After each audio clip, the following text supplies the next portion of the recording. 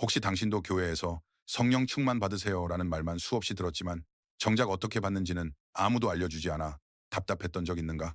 기도원 가면 될까? 금식하면 될까? 방언하면 될까? 오늘은 성경이 직접 말하는, 그러나 교회에서 잘 가르치지 않는 성령 충만의 실제적인 방법 7가지를 낱낱이 파헤쳐 보겠다.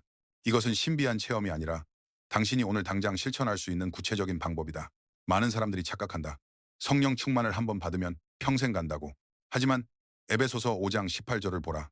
술 취하지 말라. 이는 방탕한 것이니 오직 성령으로 충만함을 받으라. 여기서 충만함을 받으라는 현재 진행형 명령이다. 계속 채우라는 뜻이다. 왜 그럴까? 우리는 매일 세상에서 영적 에너지를 소모하기 때문이다. 출근길 지하철에서, 직장 회의에서, SNS를 보면서 우리의 영은 계속 고갈된다. 성령 충만은 일회성 이벤트가 아니라 매일 충전해야 하는 배터리다. 어제 충만했다고 오늘도 충만한 게 아니다. 그렇다면 어떻게 매일 채울 것인가? 예수님은 요한복음 6장 63절에서 이렇게 말씀하셨다. 내가 너희에게 이른 말은 영이요 생명이라. 말씀과 성령은 분리할 수 없다. 말씀 없이 성령 충만을 구하는 것은 빈 그릇에 물을 달라고 하는 것과 같다. 초대교회를 보라. 사도행전 2장 오순절 성령 강림 이후 그들이 제일 먼저 한 일이 뭔가? 사도의 가르침, 즉 말씀에 전념했다. 실천법으로는 다음과 같이 있다. 첫 번째, 하루 15분 성경 한 장을 소리내어 읽어라.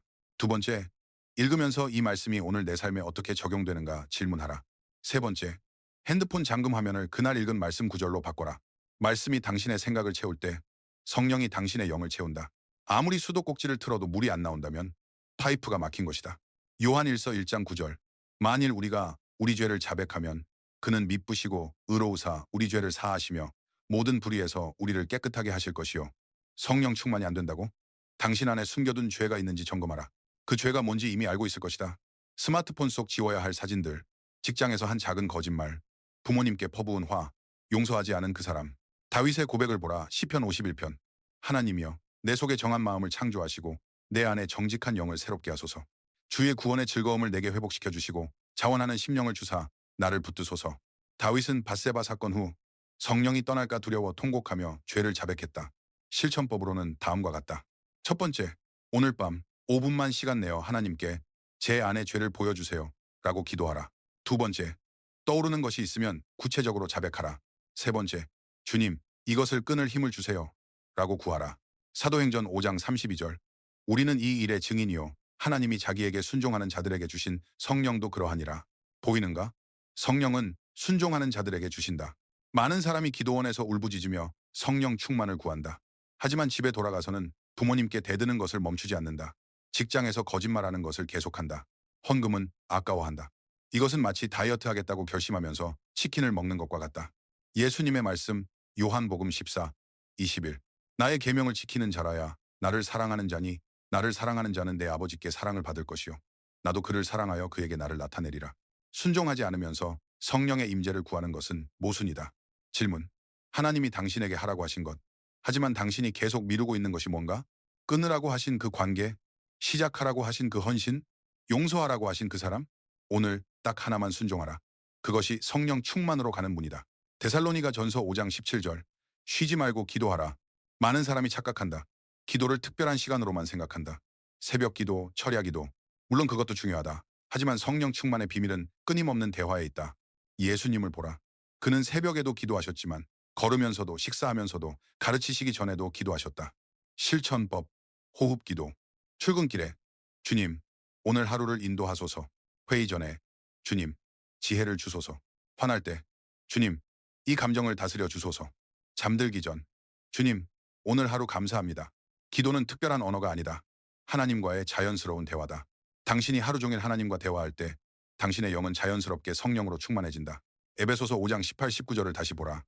성령으로 충만함을 받으라. 시와 찬송과 신령한 노래들로 서로 화답하며 찬양과 성령 충만은 직결되어 있다.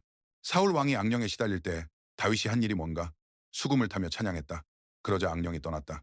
바울과 실라가 감옥에 갇혔을 때 한 일이 뭔가? 한밤중에 찬송했다. 그러자 지진이 일어나고 문이 열렸다.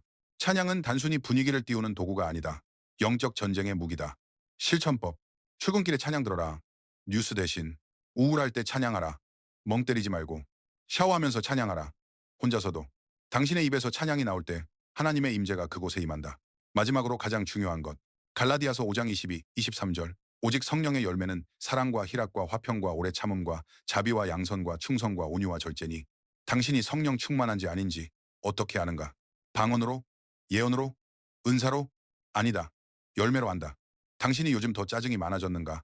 아니면 더 평안해졌는가? 사람들을 피하고 싶은가? 아니면 섬기고 싶은가? 작은 일에도 화가 치미는가? 아니면 참을성이 생겼는가? 진짜 성령 충만은 극적인 체험이 아니라 성품의 변화다. 자가진단. 이번 주 가족에게 더 인내했는가? 직장에서 더 정직했는가? 어려운 이웃을 도왔는가? 이것이 없다면 당신의 성령 충만은 감정일 뿐이다. 정리하자. 성령 충만은 신비한 체험을 쫓는 것이 아니라 매일 말씀을 읽고 죄를 자백하고 순종하고 쉬지 않고 기도하고 찬양하며 내 삶의 열매가 맺히는지 점검하는 것이다. 이것은 특별한 사람들만의 것이 아니다. 오늘 당신이 선택하면 오늘 당신의 것이 된다. 성령 충만은 받는 것이 아니라 사는 것이다. 오늘부터 시작하라. 당신의 삶이 바뀔 것이다.